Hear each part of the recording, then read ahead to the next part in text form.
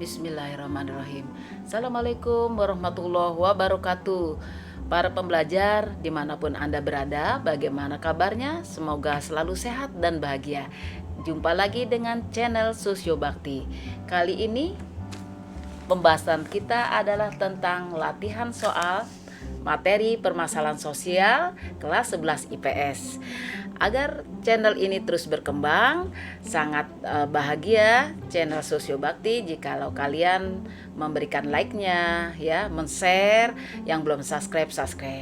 Oke, kita akan lanjut saja kepada materi ini supaya semuanya dapat lebih mendalami tentang materi permasalahan sosial. Ya, bagaimana kalian sudah penilaian ulangan harian atau yang lain-lain? Ya, kita latihan ya. Baik, pada soal ini yang pertama kita akan mulai dengan soal tentang konsep-konsep permasalahan sosial ya. Ada para tokoh di sini, kemudian di sini ada satu pernyataan, pendapat siapakah ini? Ya, kita mengingat ya. Nah, ini soal-soal yang mengingat sebenarnya ringan, tapi kita tentunya butuh untuk literasi ya. Nah, ketidaksesuaian antara unsur-unsur kebudayaan atau masyarakat yang membahayakan kehidupan kelompok merupakan konsep masalah sosial menurut pendapat dari tokoh siapa? Masih ingat para pembelajar? Ya, kita sama-sama ya, kita lihat, kita mulai dari yang dulu lah ya, dari Leslie. Iya, masih ingat? Leslie menyatakan bahwa yang dimaksud dengan permasalahan sosial adalah keadaan yang berpengaruh dalam kondisional ya, sisi dalam kehidupan sosial karena adanya masalah yang tidak diinginkan yang membutuhkan solusi. Oke ya, yang dari Pincus dan Minahan ya, dari Pincus dan Minahan menyatakan bahwa permasalahan sosial itu adalah situasi atau kondisi sosial yang dievaluasi oleh orang-orang sebagai suatu situasi kondisi yang tidak mengenakan atau situasi problematik. Oke, belum pas ya. Nah, sekarang Martin S. Weinbach. Coba kita lihat konsepnya permasalahan sosial dari Martin. Masih ingat para pembelajar dari video kita yang sudah pernah disajikan? Iya. Jadi beliau menyatakan permasalahan sosial ini adalah situasi yang dinyatakan sebagai keadaan yang bertentangan dengan nilai-nilai ya oleh warga masyarakat yang cukup penting, di mana masyarakat sepakat melakukan suatu tindakan guna mengubah situasi tersebut. Nah, ini pendapatnya ya. Nah, berikut kita lihat dari Sutomo. Ya. Menurut Sutomo, permasalahan sosial adalah kondisi yang tidak diinginkan oleh sebagian besar masyarakat. Singkat ya. Jadi sebuah kondisi yang tidak diinginkan oleh sebagian besar masyarakat. Apa misalnya kemiskinan, pengangguran. Nah, sekarang Surjono Sukamto. Apa menurut Surjono Sukamto? Masih ingat? Oke.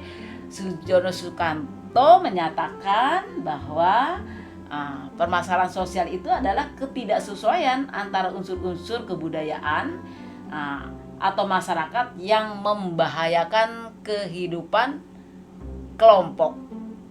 Oke, terjawab ya sudah bahwa pendapat ini adalah pendapatnya dari Surjono Sukamto. Jadi jawabannya pada soal yang pertama ini adalah Surjono Sukamto. Baik, kita lanjut ya dalam soal yang kedua. Ya, ini ada gambar. Kita diminta untuk menganalisis mengapa ini dianggap sebagai masalah sosial. Gambar apa? Ini adalah gambar bagaimana pedagang-pedagang kaki lima ya ditertibkan oleh Satpol PP di sini, oleh para petugas di sini. Nah, mengapa di sini dianggap sebagai masalah sosial? Tadi dari konsep tokoh-tokoh bisa kita pahami ya, mana yang paling pas. Satu, ya option A, yaitu membahayakan kehidupan masyarakat. Tidak ya. Lalu pengaruh alam sekitar tempat tinggal. Bukan. Mengapa disebut sebagai masalah? Yang C, mengembangkan bakat jiwa wirausaha. Bukan. D, mengganggu tata tertib lingkungan. E, tindakan yang sesuai dengan perintah atasan. Mana yang paling tepat? Ya, kita lihat yang D. Di sini pedagang kaki lima, peruntukan trotoar kaki lima itu adalah untuk berjalan, pejalan kaki, bukan untuk berjualan. Jadi dianggap ini adalah mengganggu tata tertib lingkungan. Jadi mengapa dianggap sebagai masalah sosial? Jawabannya adalah yang D ya, karena kegiatan berdagang ini dianggap tidak sesuai peruntukannya dan dianggap mengganggu tata tertib lingkungan.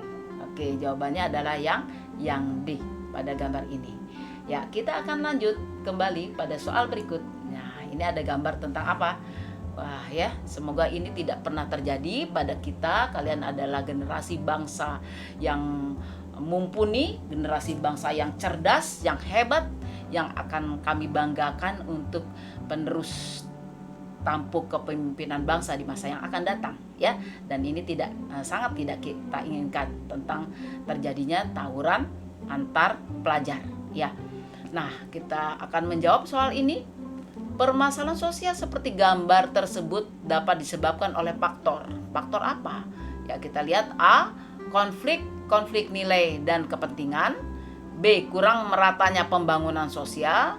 C, faktor psikologis dan sakit jiwa. D, kurang dan lemahnya saluran komunikasi. E, kurangnya ekonomi dalam keluarga. Ya, jadi faktor-faktor dari permasalahan sosial itu memang beragam ya. Tapi kalau kita lihat konteksnya dalam masalah tentang terjadinya tawuran antar pelajar di sekolah, tidak pernah tentunya pelajar diarahkan untuk melakukan tindakan-tindakan yang tidak sesuai dengan budi pekerti, solidaritas, tidak sesuai dengan sopan santun dan kemanusiaan tentunya. Di rumah juga demikian. Tetapi mengapa terjadi tawuran antar pelajar? Kalau kita lihat di sini bukan karena kurang meratanya pembangunan atau faktor psikologis dan sakit jiwa, tetapi yang kalau kita analisis di sini ada satu jawaban yang D, kurang dan lemahnya saluran komunikasi ya.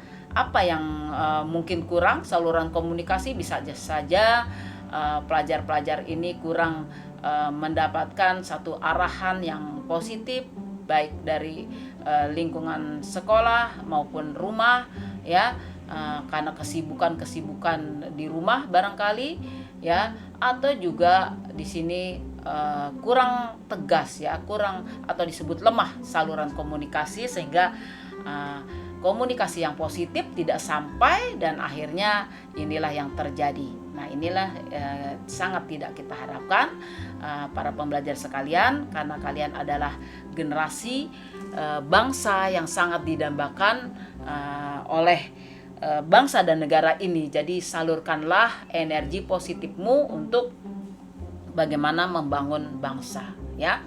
Baik, ini adalah suatu permasalahan sosial. Kita akan lanjut kepada soal berikut. Iya, ini ada beberapa contoh gambar ya. Jadi tindak-tindak kriminal yang ada di dalam kehidupan masyarakat. Nah, apa faktornya ya?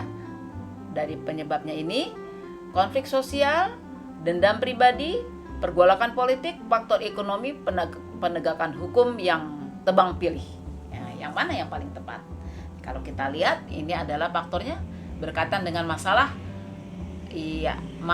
ekonomi. Jadi faktor ekonomi yang melatar belakangi mereka akhirnya mencari jalan pintas, melakukan tindakan-tindakan yang sangat tidak diinginkan, yang juga akhirnya merugikan orang lain, juga sebenarnya merugikan mereka sendiri, nama baik mereka sendiri ya.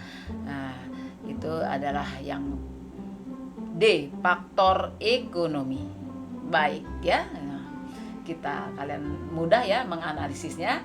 Kita lihat kemudian soal berikut.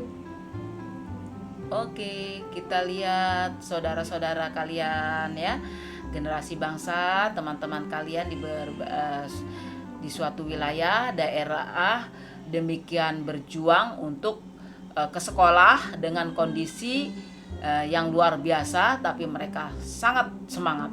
Ini kita dukung semangat mereka, kita salut dengan semangat mereka ya. Jadi masalah sosial dalam bidang pendidikan ini ya apa ya, masalah dalam pendidikan ini apa, ini masalahnya apa yang ada seperti ini ya. A, kurangnya jumlah guru yang terampil. B, infrastruktur yang kurang memadai. C, kurang bahan pembelajaran untuk siswa dan guru. D, bidikan ya, banyak anak tidak bersekolah karena tidak punya dana pendidikan ya. Jadi maksudnya banyak anak-anak di sekolah yang kurang biaya pendidikan. Jadi faktornya bukan itu ya. Nah, ini mau diperbaiki, ada kesalahan ketik. Bukan itu. Bentar. Oke. Jadi banyak anak-anak bersekolah yang kurang dana pendidikan, bukan itu faktornya.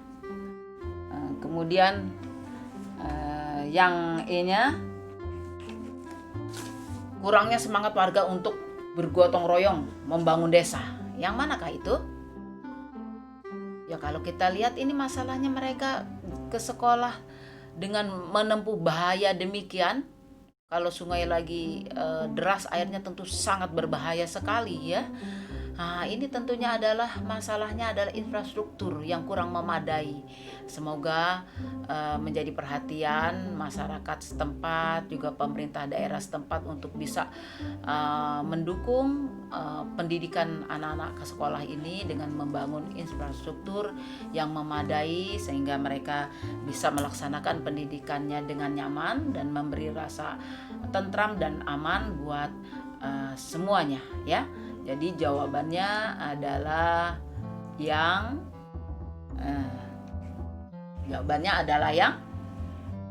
iya, benar. Jawabannya adalah yang B. Untuk selanjutnya kita akan lanjut kepada materi berikut. Ya. Sebentar, kita lihat selanjutnya adalah Oke, kita akan lanjut ke materi berikut. Nah, di sini ada gambar, ya, di pemukiman yang tentunya kita harapkan terjadi perubahan ke arah yang lebih baik, ya. Nah, masalah sosial seperti contoh gambar di bawah ini, jika dikategorikan sebagai kemiskinan absolut, nah, dapat disebabkan oleh faktor apa? Ya, jadi kemiskinan absolut itu adalah suatu kondisi keadaan kemiskinan di mana suatu individu atau masyarakat itu kurang bisa menolong dirinya sendiri, ya, atau kelompoknya untuk bagaimana bisa menolong dirinya dari kondisi kekurangan atau kemiskinan. Ya, jadi apa faktornya di sini? Bukan lingkungan alam ya, lingkungan alam yang tidak subur. Jadi faktornya bukan karena itu, karena mereka tinggal di perkotaan. Memang fokus kehidupannya bukan karena lingkungan alam ya. Kemudian B, tidak ada lahan untuk perumahan.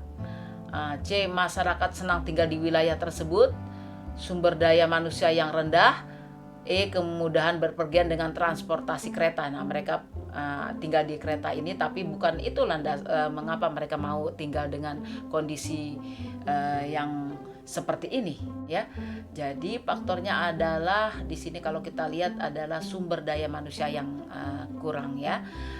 Jadi sumber daya manusia yang mungkin pendidikannya kurang ya, sumber daya dan kurang keterampilan yang lain-lain, ini yang menyebabkan mereka mau hidup dalam kondisi yang seperti ini ya.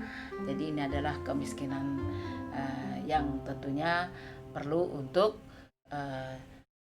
dicarikan jalan keluarnya agar mereka dapat hidup dengan baik dan layak, ya. Nah, sudah paham para pembelajar sekalian? Baik, jadi jawabannya adalah yang D, sumber daya manusia yang rendah, ya. Kenapa bukan yang B? Tidak ada lahan untuk perumahan, ya karena mereka sebenarnya, kalau ini bukan peruntukannya untuk perumahan di pinggir rel ini, ya ini harus areal yang bebas, ya. Jadi kalau mereka memiliki sumber daya yang baik, yang bisa bekerja dengan upah yang layak, mereka bisa membeli rumah yang tentunya layak untuk di tempat tinggali, ya. Nah, kita selanjutnya dalam soal berikut. Nah, kita lihat ini apa? Yang kalian kalau yang di kota mengalami kondisi yang disebut dengan kemacetan lalu lintas. Nah, permasalahan sosial di bawah ini diklasifikasikan sebagai masalah apa? Apa masalah ekonomi, sosial budaya, psikologis, biologis, kesenjangan sosial? Yang mana?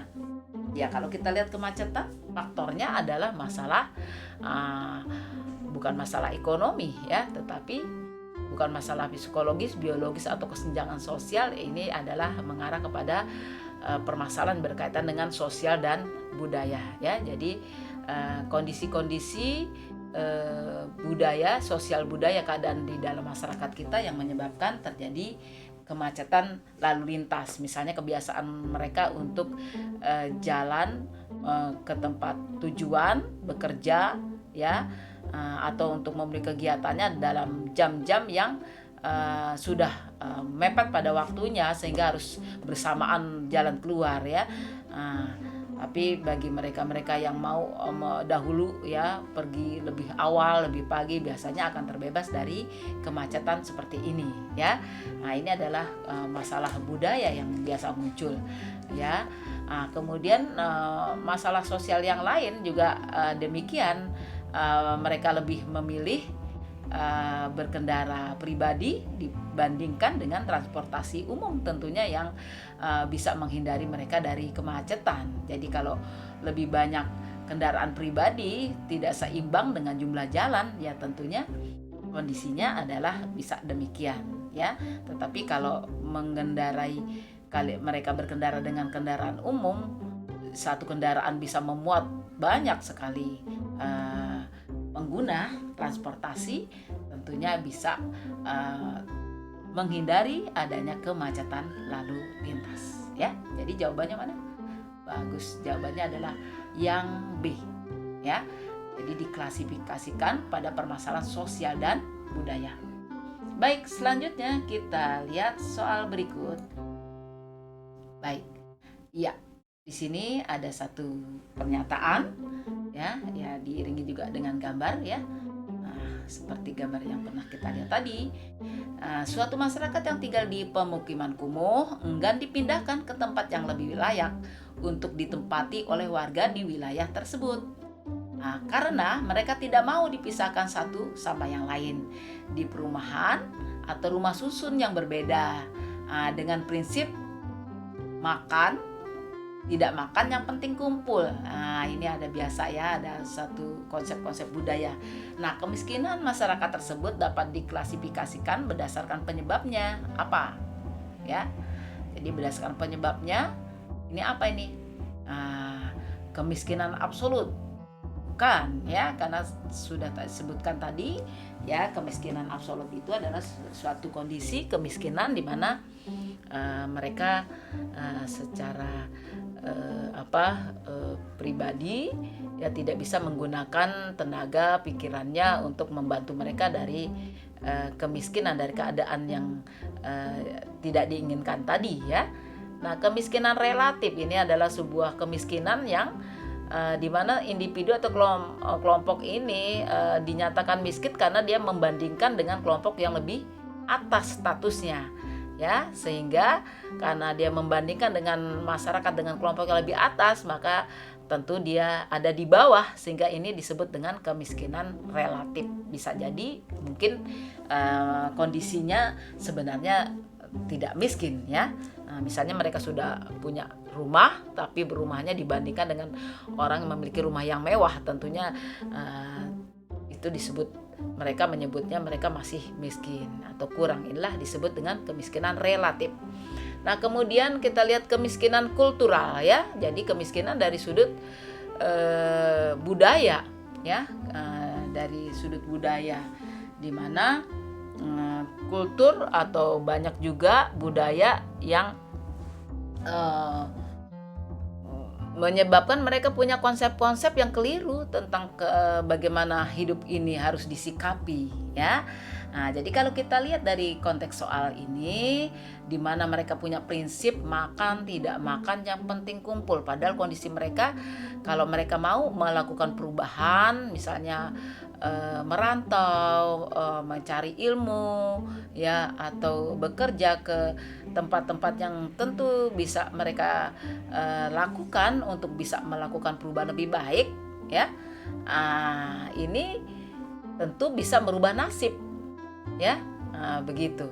Nah, ini kita anggap sebagai kategorinya adalah penyebabnya sebagai kemiskinan kultural ya, dikarenakan adanya prinsip-prinsip budaya yang menghambat mereka untuk maju ya.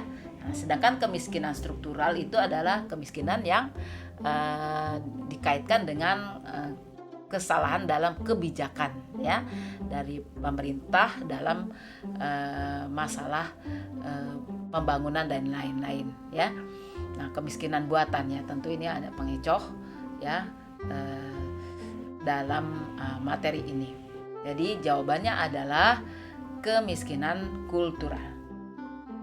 Oke, selanjutnya kita akan lanjut kepada soal berikut.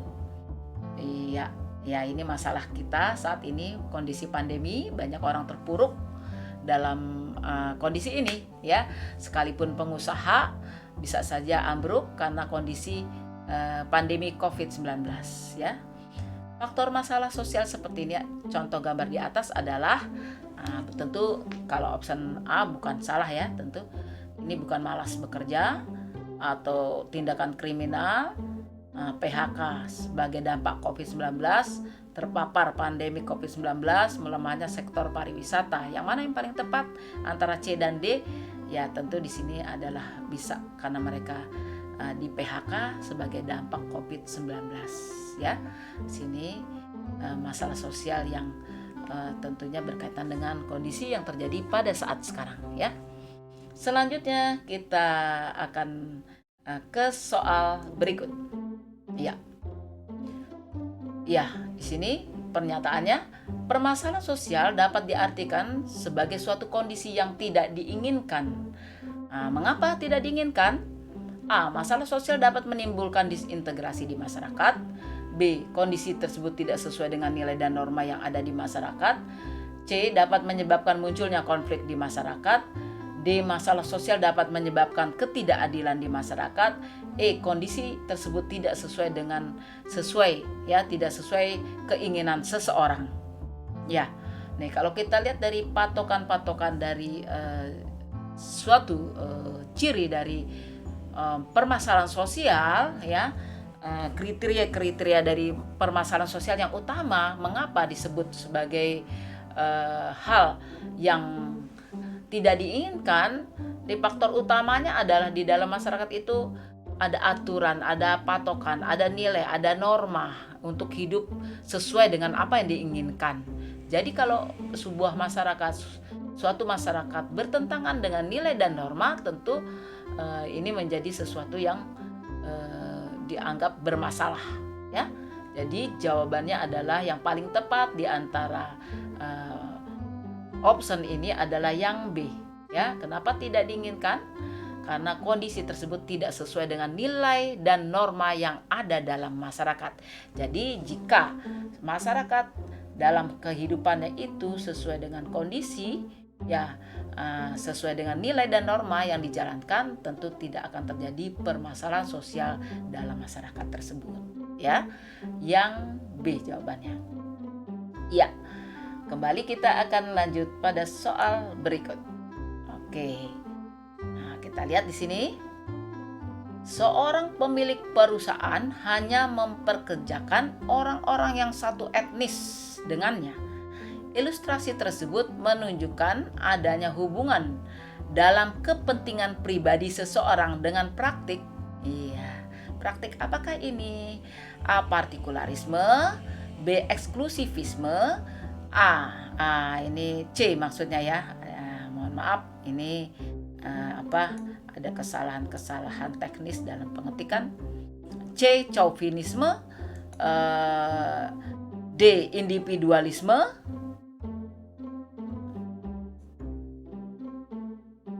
E. Rasisme ya. E. Rasisme. Apakah ini? Jadi kita lihat.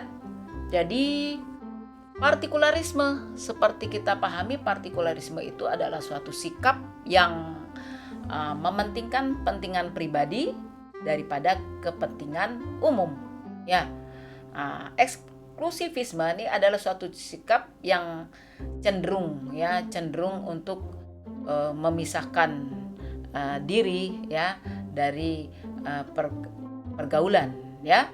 Chauvinisme adalah sebuah kondisi di mana orang berlebih-lebihan di dalam masalah kebangsaannya ya, sebagai nilai kebangsaan yang berlebih-lebihan ya.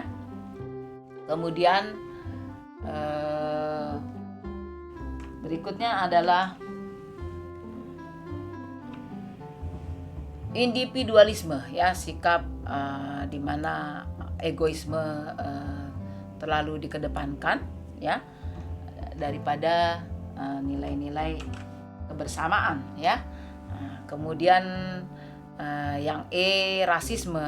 Ini tentu suatu sikap di mana terjadi orang melihat pembedaan dari membedakan orang dari bentuk-bentuk fisik ya. Ini rasis namanya. Jadi kalau kita lihat seorang pemilik perusahaan hanya memperkerjakan orang-orang yang satu etnis dengannya, ya ilustrasi tersebut menunjukkan adanya hubungan dalam kepentingan pribadi seseorang dengan praktik-praktik yang mana itu yang paling tepat. Ya, ini adalah kecenderungan sikap partikularisme ya. Suatu sikap partikularisme di mana orang hanya ingin ya diri dia saja yang penting baik untuk dirinya ya. Jadi baik untuk pemimpin tersebut. Dia tidak mau memandang yang lain, yang penting dia yang paling dia sukai itu apa ya. Seperti itu. Ya, jadi ada kepentingan-kepentingan pribadi mengapa pemimpin tersebut hanya mempekerjakan orang-orang yang dianggap satu etnis dengannya ya. Jadi ini adalah sikap partikularisme. Jawabannya adalah yang A. Selanjutnya, baik, kita lihat pernyataan berikut, kita baca ya. Nih, yang ditanyakan adalah berdasarkan uraian di atas yang menjadi ukuran masalah sosial ya di masyarakat adalah apa? Iya. Jadi 1, adanya hambatan untuk mencapai tujuan bersama di masyarakat. 2, sumber dari masalah sosial merupakan akibat dari suatu gejala sosial di masyarakat. 3, adanya pihak yang menetapkan suatu gejala sosial tergantung dari karakteristik masyarakatnya. 4, adanya hubungan masyarakat yang menghambat pembangunan. 5, tidak adanya kesesuaian antara nilai sosial dan tindakan sosial. Oke, berarti yang mana yang merupakan ukuran masalah sosial ya. Jadi kalau kalian pernah belajar tentang video permasalahan sosial, ada beberapa ukuran permasalahan sosial ya. Yang pertama adalah kriteria utama, jadi berkaitan dengan nilai-nilai dan norma. Jadi kalau orang sudah bertentangan dengan nilai-nilai dan norma, tentu itu menjadi masalah sosial ya. Kedua, apa? Sumber masalah. Siapa yang menyatakan jadi sumber-sumber masalah sosial itu siapa? Jadi sumber masalah sosial itu tentunya adalah manusia itu sendiri. Jadi masalah yang ditimbulkan oleh manusia itu sendiri atau oleh masyarakat itu sendiri ya. Jadi kalau kita lihat yang poin 1 bukan ini, yang B ini ada ya, sumber dari masalah sosial merupakan akibat dari suatu gejala sosial di masyarakat. Jadi masalah sosial itu sendiri adalah dari gejala-gejala yang ada dalam masyarakat itu. Sumbernya adalah gejala dari gejala sosial dari masyarakat itu sendiri ya.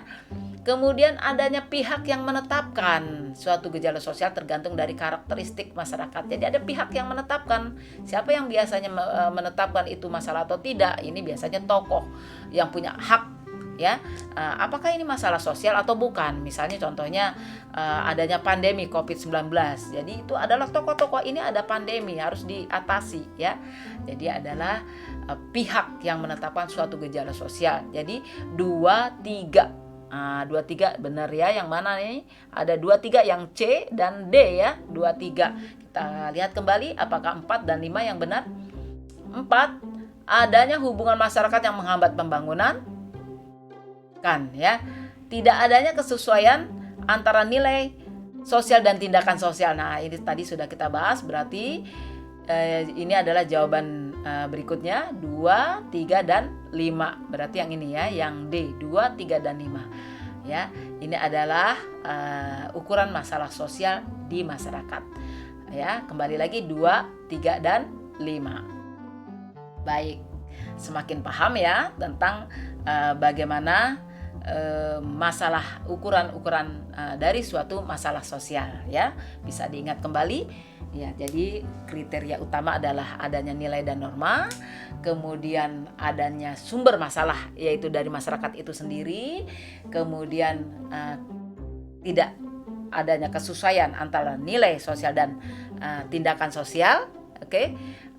Kemudian bisa juga adalah satu kondisi apakah nyata ya, sosial manifest ya, atau kita anggap sebagai masalah laten ya, masalah yang tersembunyi yang sulit untuk dipecahkan bersama. Ada kemudian ada kriteria yang lain yaitu yang terakhir bagaimana perhatian dari masyarakat. Jadi kadang-kadang suatu masalah sosial itu juga tergantung bagaimana masyarakat itu memiliki sebuah perhatian. Jadi kadang-kadang ada sebuah masalah tidak diperhatikan oleh masyarakat sehingga dianggap bukan masalah sosial. Contohnya apa? Membuang sampah sembarangan ya. Jadi itu sebenarnya sebuah masalah tapi kurang perhatian. Baik itu para pembelajar sekalian, sudah bisa dipahami, kita akan lanjut kepada soal berikut. Ya. Seorang kepala daerah menyatakan wilayahnya darurat COVID-19. Karenanya seluruh warga harus mengikuti protokol kesehatan dengan ketat dan memberlakukan PSBB atau pembatasan sosial berskala besar. Nah, ilustrasi tersebut secara sosiologis telah memenuhi kriteria masalah sosial, yaitu apa? Ya, tadi sudah kita sebutkan. Iya, langsung saja di sini kriteria utama dari suatu masalah sosial bukan, sumber permasalahan sosial juga bukan. Nah, yang C ya, pihak-pihak yang menetapkan masalah sosial. Jadi siapa pihak-pihak yang bisa menetapkan masalah sosial itu di sini? Seorang kepala daerah menyatakan wilayahnya adalah darurat COVID-19. Ya, jadi ini jawabannya adalah yang C. Sedangkan D, manifest social problem, latent social problem, ini sebagai kriteria masalah sosial yang lain tapi bukan jawaban. Lalu E, perhatian masyarakat dalam menetapkan masalah sosial, ini juga sebagai sebuah kriteria masalah sosial tapi bukan jawabannya ya. Jadi jawabannya adalah yang C. Kepala daerah merupakan pihak-pihak yang dapat menetapkan sebuah masalah sosial. Ya, kita lanjut sedikit lagi dalam contoh soal berikut ya. Ini ada gambar tentang bagaimana dulu ya adanya munculnya kasus kerajaan-kerajaan baru ya di dalam sebuah negara Republik Indonesia ya. Nah, di sini perhatikan gambar di bawah ini. Gambar tersebut adalah contoh dari dampak permasalahan sosial, yaitu A, disintegrasi sosial, B, polarisasi power, C, konflik dalam komunitas menyangkut kultur dan struktur, D, munculnya kasus-kasus akibat kesenjangan sosial, D, terjadinya perubahan sosial dalam komunitas sistem, struktur dan kultur. Ya, nah, di sini kalau kita lihat kerajaan di Purworejo yang baru-baru ini ya, ini tentunya apa yang fenomena yang muncul ini adalah kasus ya, munculnya kasus-kasus sebagai akibat kesenjangan sosial ya. Jadi mereka melarikannya dengan cara-cara yang demikian ya. Jadi mungkin mereka menginginkan suatu kehidupan yang berubah, yang lain. Nah, ini adalah akibat kasus-kasus kondisi-kondisi yang mereka hadapi ya. Di sini kerajaan agung ini di Purworejo yang akhirnya diselesaikan, ditertibkan oleh pemerintah ya. Kemudian kita lanjut untuk membahas materi berikut. Ini ada gambar suatu keadaan yang memilukan. Gambar tersebut merupakan contoh dampak permasalahan sosial yang tergolong dalam apa nih? Ya, jadi kemiskinan yang absolut ya.